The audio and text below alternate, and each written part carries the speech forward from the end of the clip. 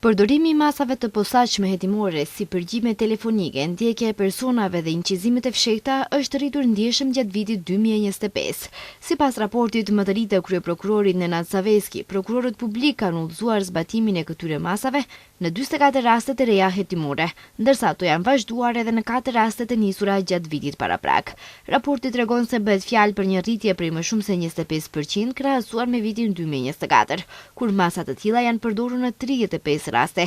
Megjithatë, numri mbetet më i ulët se në vitin 2023, kur ishin regjistruar 87 raste.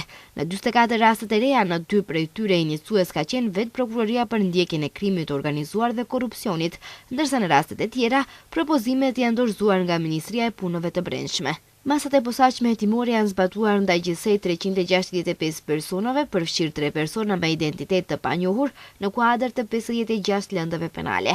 Sipas raportit, në shumicën e rasteve janë arritur rezultatet e pritura, ndërsa suksesi i këtyre masave vlerësohet përmes hapjes së hetimeve, ngritjes së akt akuzave dhe sigurimit të vendimeve dënuese.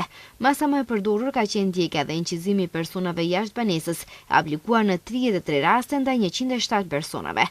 Këto masa janë përdorur kryesisht për zbulimin e veprave si vrasjet, trafiku i drogës, pastrimi i parave, rishfeti, terrorizmi dhe trafikimi i njerëzve.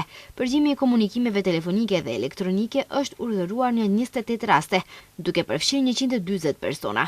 Në disa raste përgjigjimet kanë zgjatur deri në 8 muaj. Këto masa janë përdorur për hetimin e veprave penale si vrasje, trafik droge, pastrim parash, keqpërdorim të detyrës zyrtare, kontrabandë migrantësh dhe trafikim njerëzor.